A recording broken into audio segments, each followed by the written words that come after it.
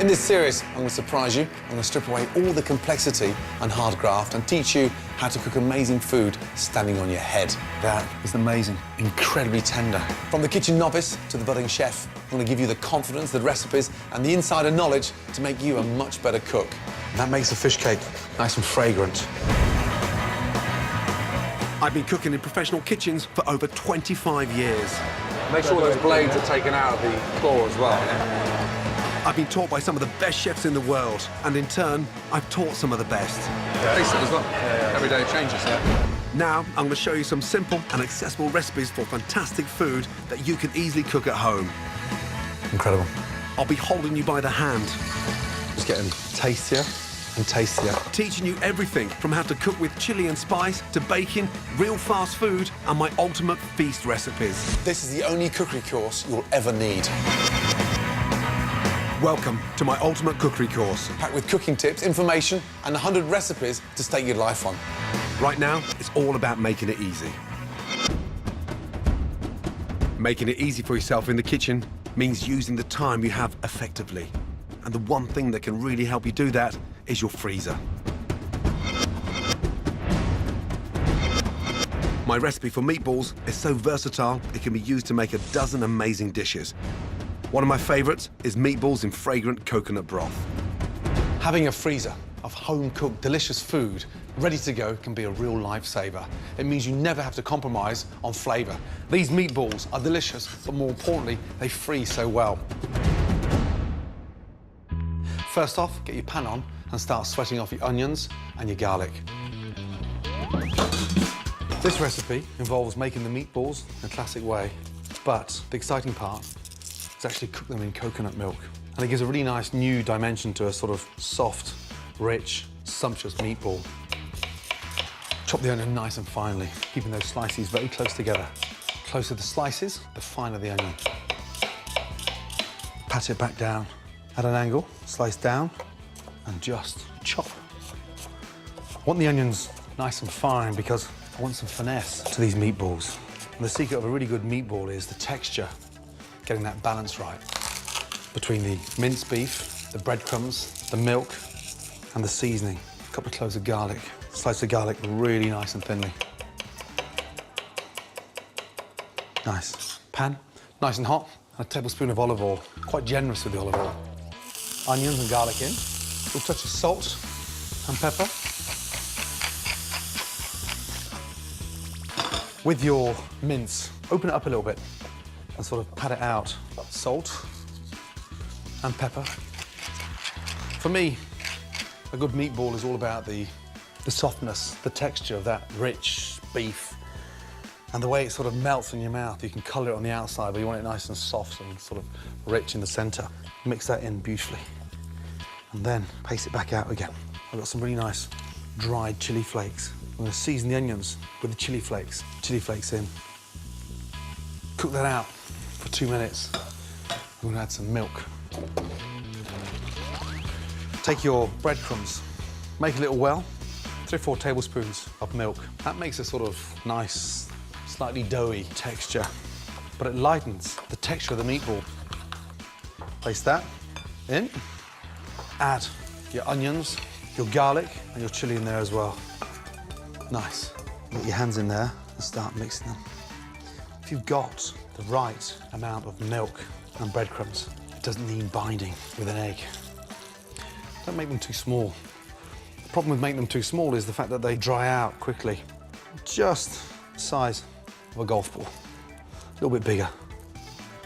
Nice. Give them a really nice tight squeeze. That stops it from breaking up. It always pays to double the recipe and spend a bit more time making extra meatballs so you can freeze a batch ready for another time. Give the pan a little wipe out. Don't wash out that pan. We've got that flavour from the onions and the garlic at the bottom. Get that pan nice and hot. Touch of olive oil in there. Place them at the top of your pan. Nice and gently sit them in the oil.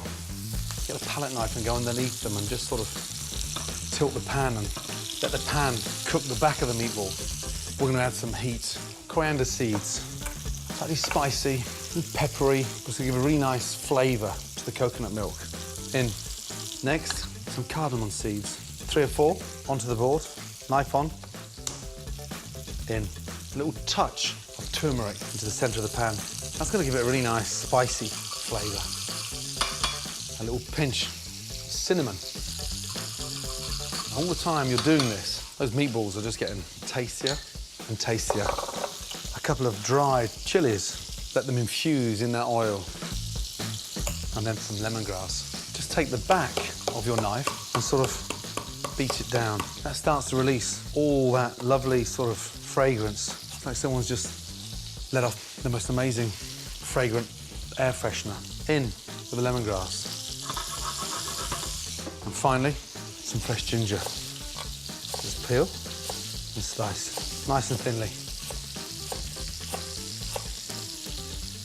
Time now to turn them over and let the other half for a wonderful flavour.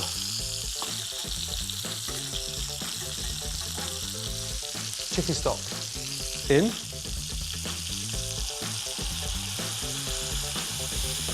Bring the stock up to the boil, turn the gas up, and then add the coconut milk.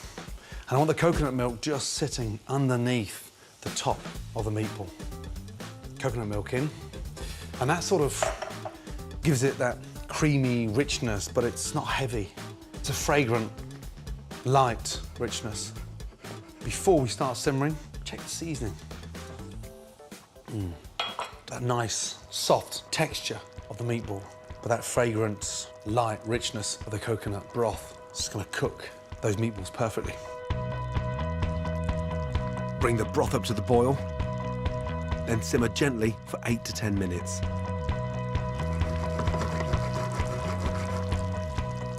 Touch them with your finger. They should be slightly pliable, but slightly springy. Gas off. Gonna finish it off with something light and fresh. Zest of lime. But I want the zest on top of the meatball, sort of cut through that richness. And then finally, squeeze the fresh lime. And that just gives it that nice, zesty, amazing taste. Stir in the juice. It's got that kick and that vibrant taste. Now, the exciting part. When you come to serve it, be generous with that coconut broth. Tilt the pan. Get a good couple of ladles of the broth in. Meatballs. And that is a very delicious way of eating a old-fashioned meatball and bringing it into the 21st century. And they're just as good cooked from frozen as well.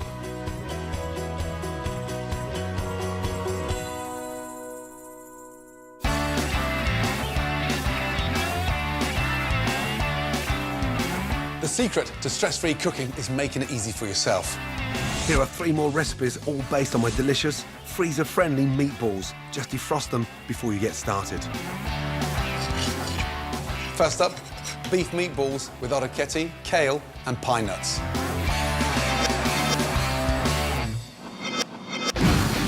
Add meatballs to hot oil and brown. Meanwhile, cook orecchiette pasta. Then add chopped garlic to the meatballs.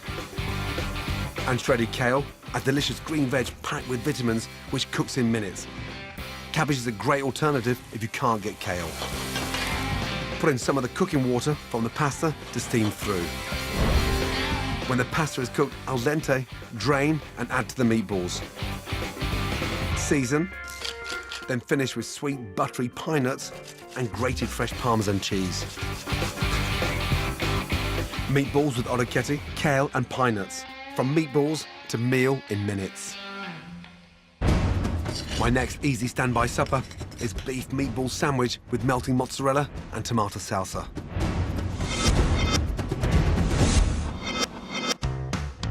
Top a lightly toasted roll with pan-fried meatballs. Then tear off chunks of creamy buffalo mozzarella, pile it on and melt it under the grill. For the tangy salsa, slice sweet red onion, then add juicy diced tomatoes and roughly chopped fresh coriander. Season and drizzle with olive oil. Spoon over. Perfect in a flash.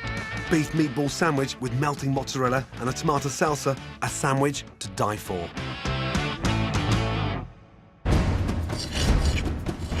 My final super easy meatball recipe is fiery meatball soup.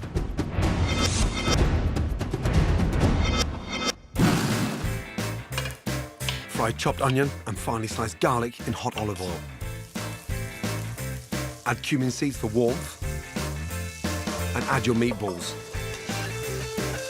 Cook on a high heat to get all those aromatic flavours out. Once the meatballs are browned, add hot chili paste for a spicy kick. Tinned tomatoes, dried oregano and a litre of beef stock. Then simmer. Next, add sweet corn and chopped courgettes.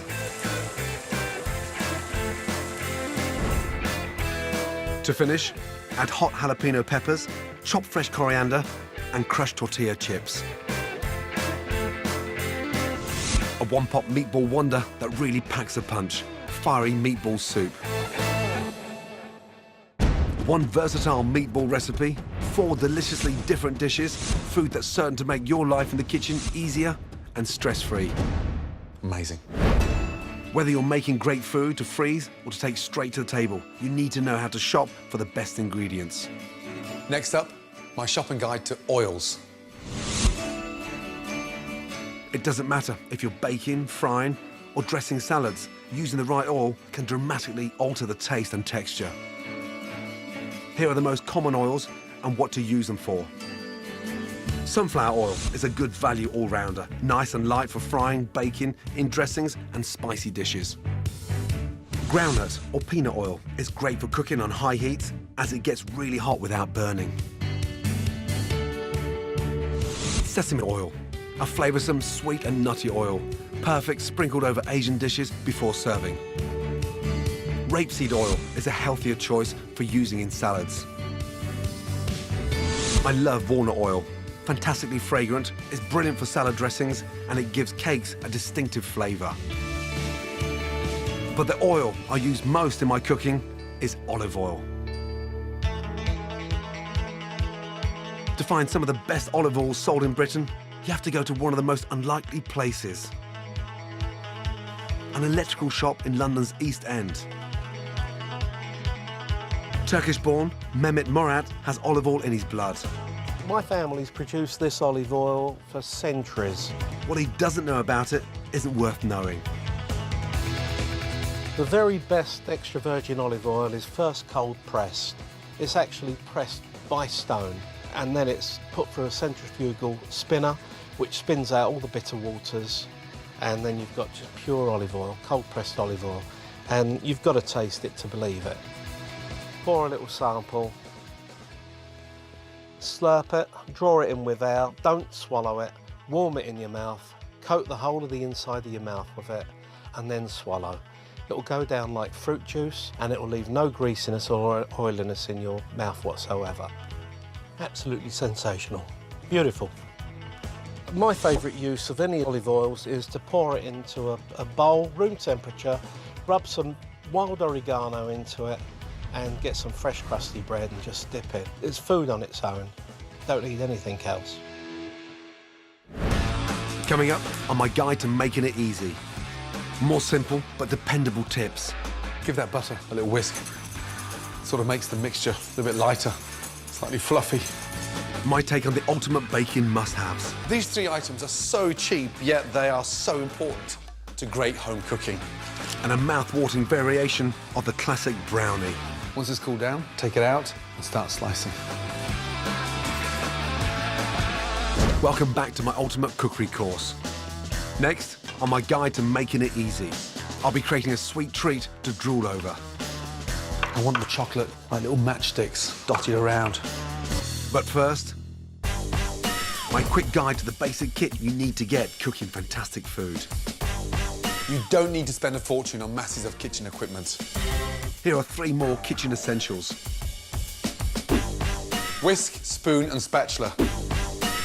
These 3 items are so cheap, yet they are so important to great home cooking. A whisk. There's so much more control when you've got something whisking in your hand. You can gauge it so much better than you can if it's on an electric mixer. The bigger the balloon on your hand whisk, the faster it will whip as it draws in more air. Wooden spoons don't scratch pans and should be washed by hand. Spatulas are indispensable for baking or mixing. Make sure it's heat resistant so it doesn't melt. But more importantly, phenomenal for making omelettes, great with scrambled eggs, and you waste nothing because the spatula almost cleans the bowl instantly. With these three, you'll be well on your way to cooking like a pro. And you'll need all three for my next recipe.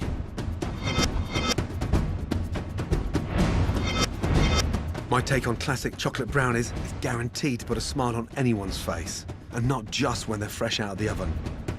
Blondies. Stock up on these delicious blondies. They'll keep for up to a week, and it's a great way of getting ahead if you're expecting guests round. First off, melt the butter for the mixture.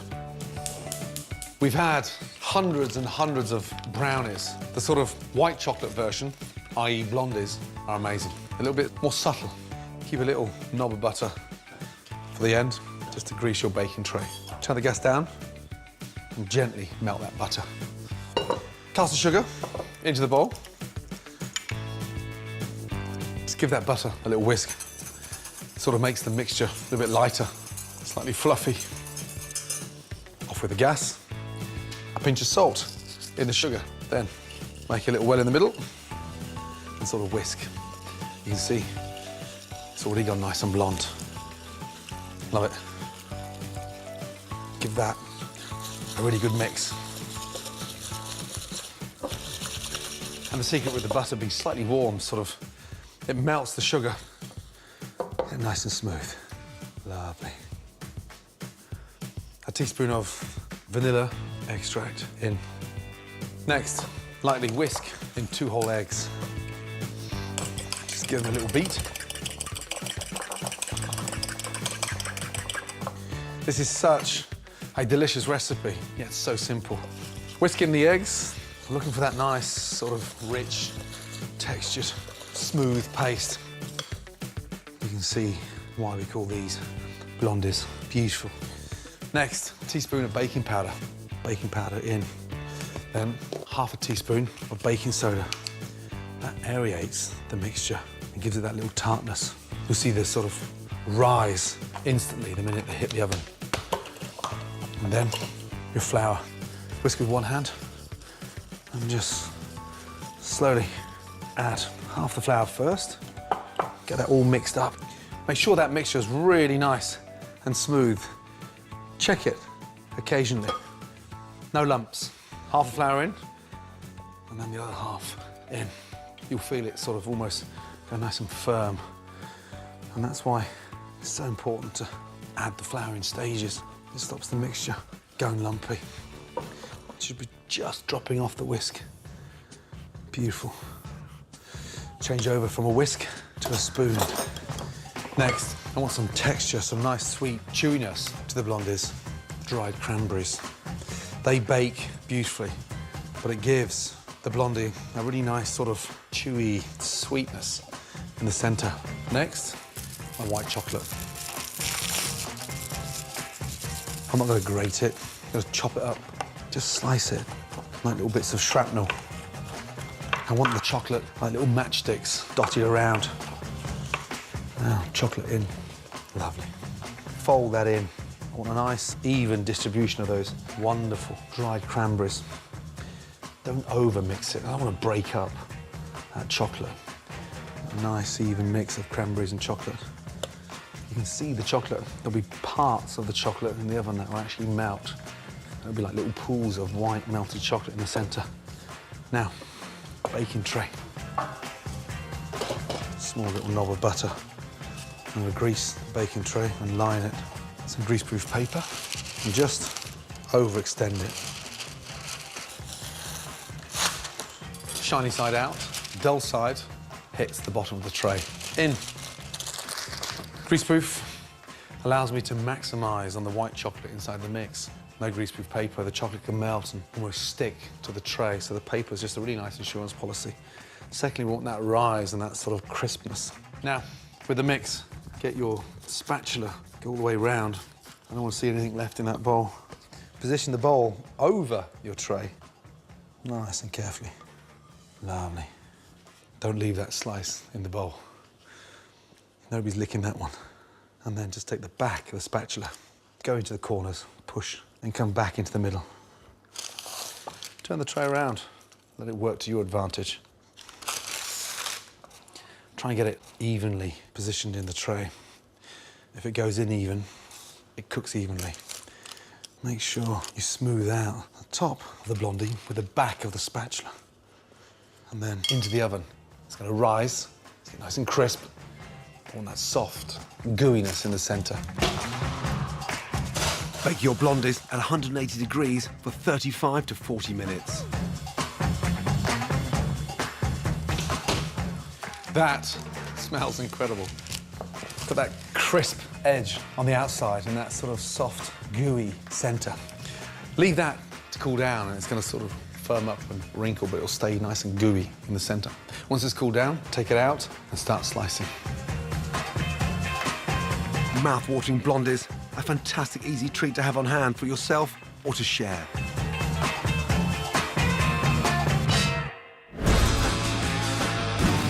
Next, my tricks of the trade and kitchen tips. To make your life easier, make sure you make the most of your freezer. My tip for amazing tuna carpaccio is to freeze it first, and it will slice beautifully. It's wise to save leftover wine for cooking. My tip is to freeze the remaining wine in freezer bags or ice cube trays. It's great in stocks and sauces. When you freeze soups or stews in tubs, the tip is not to overfill them. Leave room to expand in the container.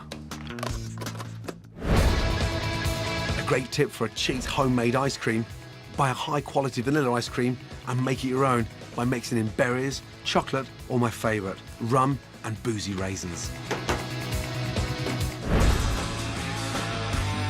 A fantastic tip for leftover lemons and limes is to cut them into wedges, freeze and use them like ice cubes. They won't water down your drink and they'll also add flavour.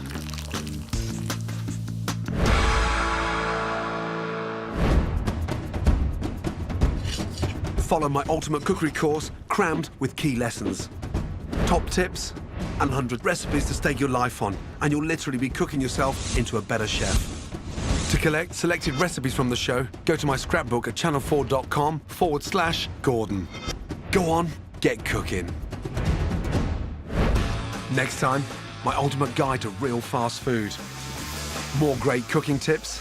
Everyone always cuts around. Just tilt it upwards, straight through. How to bag the best balsamics. You can afford it, it's worth it. And more incredible recipes to stake your life on. I'll take that over a hamburger any day. Well, next time you're under the weather, reach for food. A brand new run for the Food Hospital tonight at 8. Come down next on 4. You'll need your spurs and boots.